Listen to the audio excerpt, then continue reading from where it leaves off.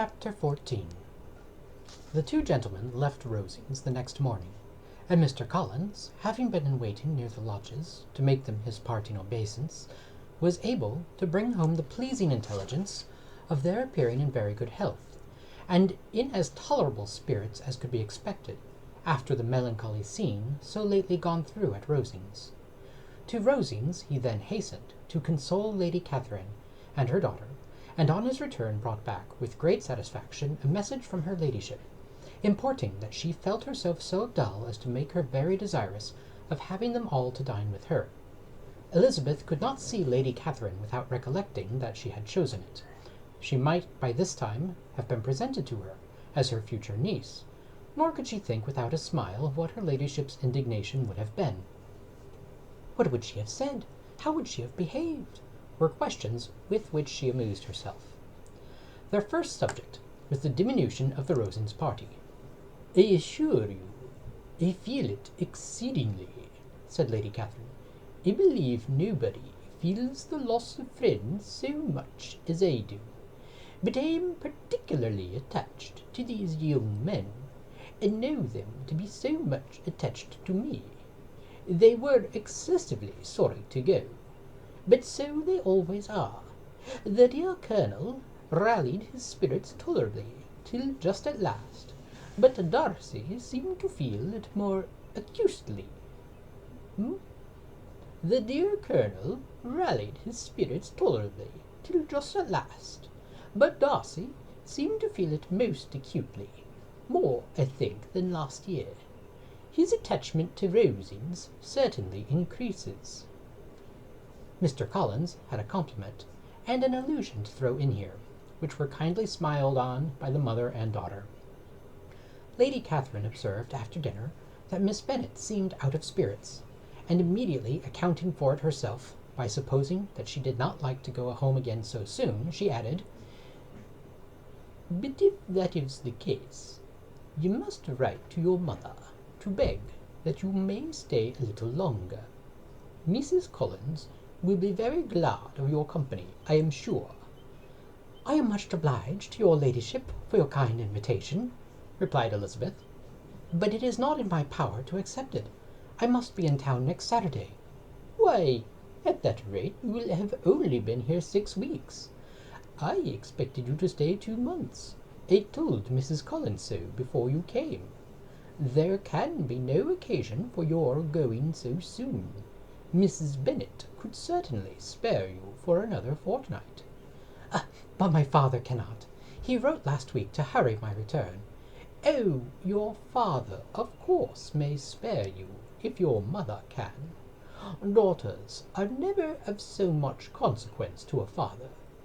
And if you will stay another month complete, it will be in my power to take one of you as far as London, for I am going there early in June for a week, and as Dawson does not object to the barouche box, there will be very good room for one of you, and indeed, if the weather should happen to be cool, I should not object to taking you both, as you are neither of you large." "You are all kindness, madam, but I believe we must abide by our original plan." Lady Catherine seemed resigned. "Mrs. Collins, you must send a servant with them. You know I always speak my mind, and I cannot bear the idea of 2 young women travelling post by themselves. It is highly improper. You must contrive to send somebody. I have the greatest dislike in the world to that sort of thing. Young women should always be properly guarded and attended according to their situation in life. When my niece, Georgiana, went to Ramsgate last summer, I made a point of her having 2 men servants go with her, Miss Darcy, the daughter of Mr. Darcy of Pemberley, and Lady Anne, who could not have appeared with propriety in a different manner. I am excessively attentive to all those things. You must send John with the young ladies, Mrs. Collins. I am glad it occurred to me to mention it, for it would really be discreditable to you to let them go alone." My uncle is to send a servant for us." "Oh, your uncle! He keeps a manservant, does he? I am very glad you have somebody who thinks of these things. Where shall you change horses?"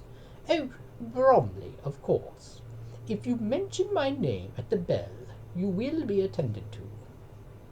Lady Catherine had many other questions to ask respecting their journey, and as she did not answer them all herself, attention was necessary, which Elizabeth believed to be lucky for her, or with a mind so occupied she might have forgotten where she was.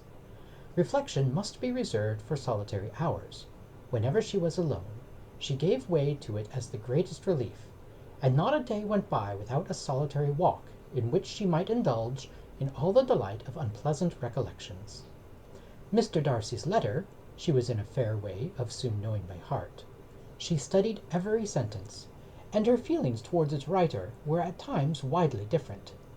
When she remembered the style of his address, she was still full of indignation. But when she considered how unjustly she had condemned and upbraided him, her anger was turned against herself, and his disappointed feelings became the object of compassion. His attachment excited gratitude, his general character respect, but she could not approve him, nor could she for a moment repent her refusal, or feel the slightest inclination ever to see him again. In her own past behavior there was a constant source of vexation and regret, and in the unhappy defects of her family a subject of yet heavier chagrin. They were hopeless of remedy. Her father, contented with laughing at them, would never exert himself to restrain the wild giddiness of his youngest daughters, and her mother, with manners so far from right herself, was entirely insensible of the evil. Elizabeth had frequently united with Jane in an endeavour to check the imprudence of Catherine and Lydia, but while they were supported by their mother's indulgence, what chance could there be of improvement? Catherine, weak-spirited, irritable, and completely under Lydia's guidance, had always affronted by their advice, and Lydia, self-willed and careless, would scarcely give them a hearing. They were ignorant, idle, and vain. While there was an officer in Meryton, they would flirt with him, and while Meryton was within a walk of Longbourn, they would be going there forever. Anxiety on Jane's behalf was another prevailing concern, and Mr. Darcy's explanation, by restoring Bingley to all her former good opinion, heightened the sense of what Jane had lost. His affection was proved to have been sincere, and his conduct cleared of all blame, unless any could attach to the implicitness of his confidence in his friend.